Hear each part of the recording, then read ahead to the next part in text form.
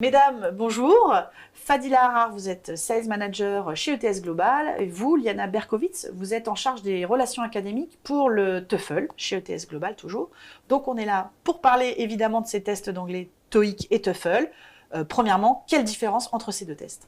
Alors, les tests d'anglais TOEIC et TOEFL vont évaluer le niveau d'anglais des candidats. La grande différence, c'est que les tests TOEIC vont évaluer l'anglais dans un contexte professionnel et le TOEFL dans un contexte académique.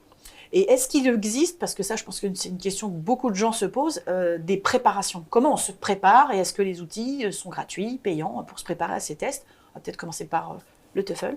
Alors, notre grande vedette pour la préparation, c'est un MOOC, donc un Massive Open Online Course, qui est disponible gratuitement aux étudiants et qui permet vraiment un tour complet de l'inscription jusqu'à la réception des scores, en passant par les 4 compétences et en détaillant vraiment en profondeur tout type de questions dans chacune des compétences, expression orale et écrite, compréhension orale et écrite. Tout le contenu du MOOC est tiré d'items, donc de questions qui ont été mises à la retraite, des vraies questions calibrées du test. Donc, vous pouvez vraiment mesurer votre performance en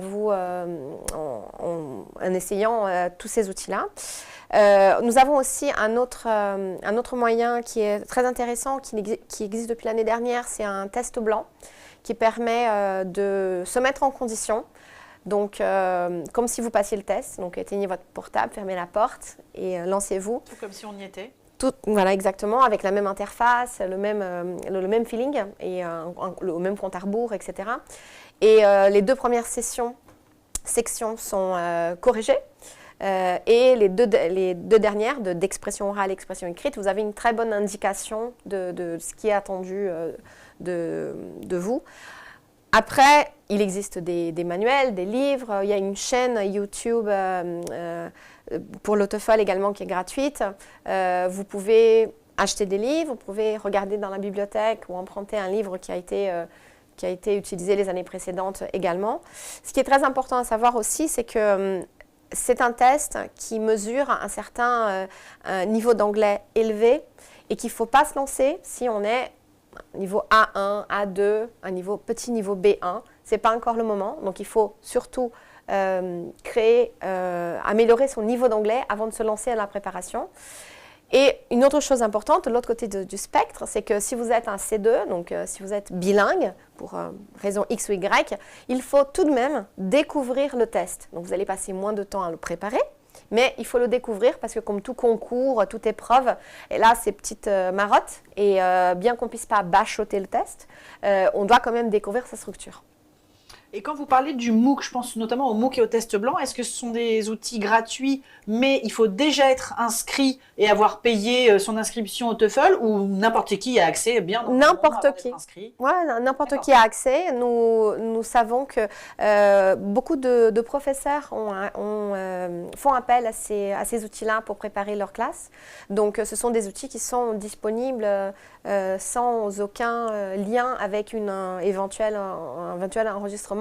Au contraire, si on hésite, c'est un bon moyen de savoir si on a le bon niveau d'anglais, par exemple. Si ça paraît assez clair d'emblée, c'est que voilà, le niveau y est.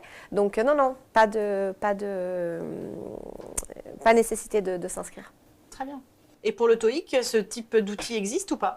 Alors, pour le TOEIC, on a d'autres types d'outils. Donc, on a bien évidemment des ouvrages en partenariat avec Hachette, donc avec du contenu officiel. Donc, on garde le même standard que pour le test. On a également un outil de préparation en ligne qui s'appelle le TOEIC Official Learning and Preparation Course. Donc, c'est un outil de préparation qui vous permet de faire des exercices pour vous préparer à certains points spécifiques du test, grammaire, vocabulaire, etc. Vous permet de passer des tests blancs également. Donc là, on est sur des outils qui sont payants. Au niveau de la gratuité, on a un test blanc également qui est gratuit. Donc c'est sur www.yourenglishtest.com. Et donc ça vous permet en fait de vous mettre dans des conditions du test, donc d'avoir une idée du type de questions, des accents utilisés, pendant le test, de pouvoir voir si on arrive à gérer son temps, parce que la partie listening, elle est timée avec l'audio, mais pour la partie reading, c'est chaque candidat qui doit savoir gérer son temps. Donc ça permet au candidat de se tester sur sa gestion propre du temps. Et le dernier point, c'est qu'on a développé une appli qui s'appelle Super Prépa for the TOEIC Test, avec un de nos partenaires, et qui permet donc avec la version freemium de s'entraîner gratuitement. Et avec la version premium, il y a d'autres éléments supplémentaires qui sont disponibles avec, par exemple, des fiches de grammaire, de vocabulaire et des explications sur les bonnes ou mauvaises réponses. De toute façon, ce que je comprends, c'est que si on a pour idée de passer le TOEFL, si on a pour idée de passer le TOEFL ou le TOEIC, il faut se préparer, qu'on soit bon en anglais ou pas. Ce sont des tests normés auxquels, de toute façon, il faut se préparer en amont pour ne pas être surpris, c'est ça?